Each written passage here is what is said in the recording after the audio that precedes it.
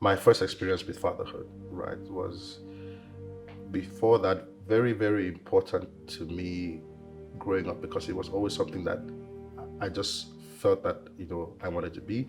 Perhaps because of the way I grew up having such a strong father myself, so there was some example. Not all perfect, but there are certain things that I liked about my father and the way he did his things that I thought were important to emulate.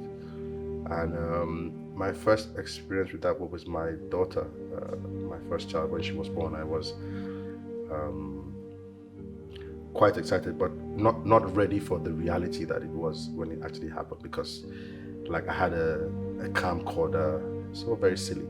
And thinking about it now, I don't even remember where those tapes are. But I had a camcorder with a tape. I was following my wife around the hospital, and when she was in labor, I went into the labor room with the camera and was recording the whole thing. And she kept saying, "Go away, go away." And I was like, "No, we have to record this." And then when my daughter's head came out, I suddenly dropped the camera, and I realized that it wasn't a joke. When she came out, she was white as a sheet, like literally white, and not breathing immediately. So that whole excitement quickly turned into panic within.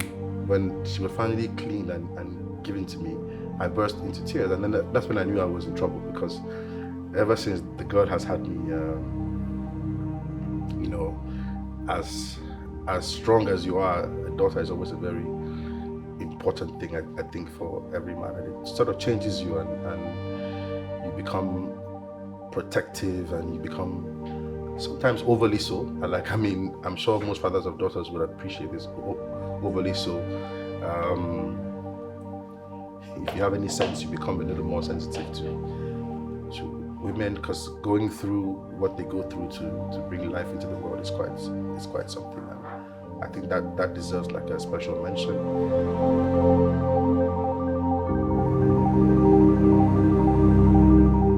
I find it hard to describe myself as one thing, because I'm many things, but I am first and foremost a father. I think it's important to me. A husband, of course, but also professionally, I describe myself as a salesman.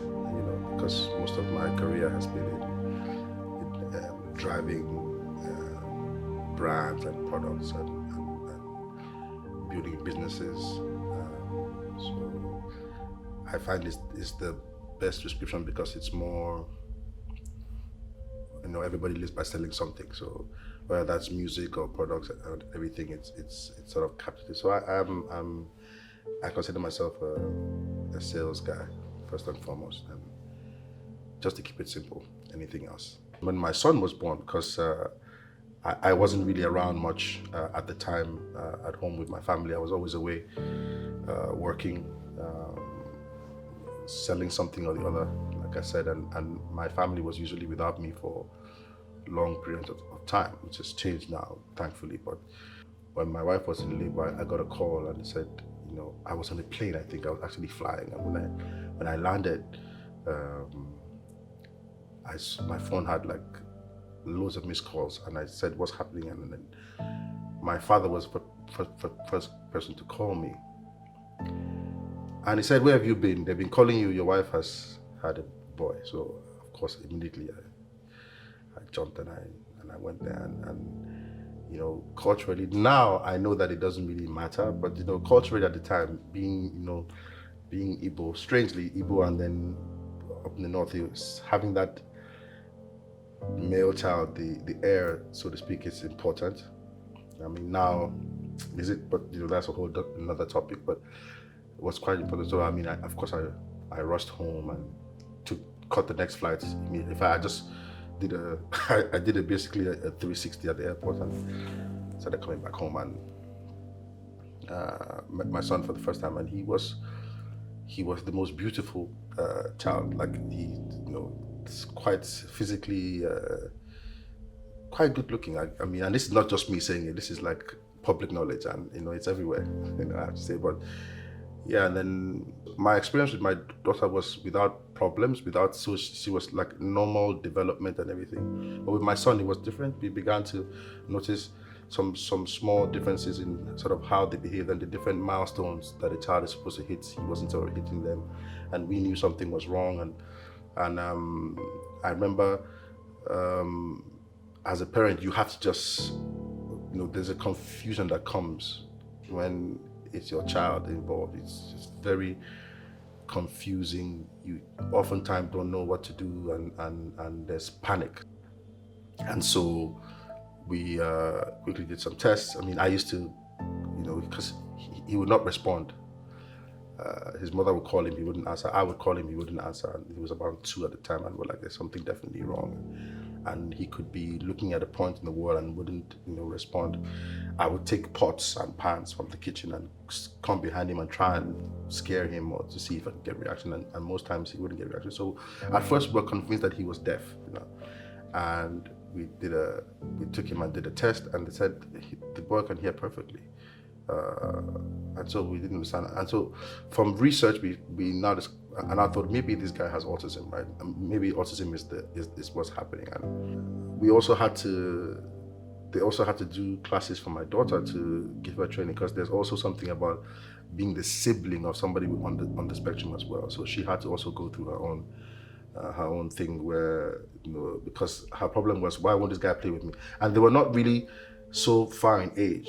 So she would say, he won't play with me, why won't he play with me? And then she started thinking that there's something wrong with her, and it was a big impact. But then, she got a little bit of support on that, and after a while, it was easier for her to speak to him than even we could, because she could understand what he was saying, because they spent so much time together. And over time, she told us, no, this is what he wants, this is what he wants, and this is what he wants, which is a great help. In a country like Nigeria, where you already have problems with healthcare, people don't really look at special needs or mental health and of course we also have this very serious cultural problems that we have that makes us either afraid to address or quite ignorant when it comes to healthcare, that has to do with anything mental or anything, non-physiological, and things like that. So, and so we knew, and then it was a choice whether to be like your average or your typical Nigerian,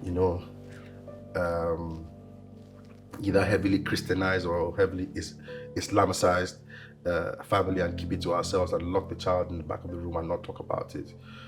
But we said, look, you can't get help if you don't speak. And I think it's a testament to how much progress there's been from that point of view. And I'm not saying that, there's no progress here, but I'm saying that from that point of view, from the cultural point of view, from the stigma point of view, from the being transparent point of view, we do have blockers that don't allow us to be expressive and don't allow us to share with our community what we're going through.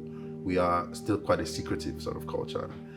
But we thought, no, let's just talk about it and see how much help we can get, because the more you share, the more help you get, we have found, right? It was a really important learning for me, as a father, because it's difficult to love somebody who can't sometimes love you back. But as a parent with a child who can't sometimes give you input, you have to learn that. And I think it changed me fundamentally as a father, and I understood sacrifice, because from that point in time, everything that we did was for the boy, right? And many times, even the things that we do today is for the boy. And has that affected the entire family? Of course, because then the attention that the other children get is sort of maybe reduced. The whole house is, when you design the house, you are looking at safety of one person as opposed to everybody else. You are, his timeline is our timeline. When he's awake, we are awake. When he's asleep, we are asleep. And so everything in the house revolves around that one child. And then the other kids begin to feel a little bit of a gap in your attention. And if you're not careful, you could begin to create a whole new problem in terms of the psychological impact that has on the siblings. And so for us, we were fortunate enough. I mean, again, we know the country that we live in. If you don't have means, you are already in trouble. But we were fortunate enough to have some means, and we were able to spend some time in the US at the Emory Center, Autism Center, and we were able to get help. And it was very important because it was there that we learned exactly what to do, right? We learned the names to call this thing. What does this mean when this child is walking on his toes all the time? It's called steaming, and he's steaming because of this, right? What does it mean when he's, and then of course my son also has, seizures. What does seizures mean? What does it cause, and what can you do? And that step-by-step guide on how to, of course it's never perfect, because the thing is every child on the spectrum is different. And that's the challenge, that you can't find two kids with autism who are the same, right? They're very different. So it's like you have to sort of get a new manual every time a child with autism comes about. Because imagine being with a kid who will break something 10 times because he doesn't know the difference between right or wrong. Before my son understood yes and no, it was years before he understood the difference between yes and no, right, or wrong and right. I had a moment when the boy was upstairs. I was at the airport, and someone called me and said, "Hey, your son is on the tank," and he went to the tank because he wanted to swing. So he was on the tank, swinging from the top. So that sense of danger is not there. And for someone like that, it's hard to say, okay, look, this guy is crazy. He's not crazy. He's just not your a typical child.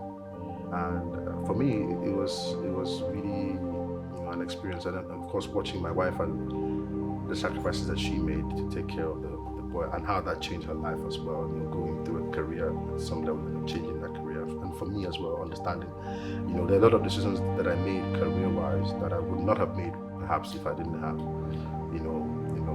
is there a job I could have taken that I didn't take? There were quite a few jobs that I could have taken that I didn't take because of the boy, and is that area able to support him and everything? But none of these comes with any sort of regrets.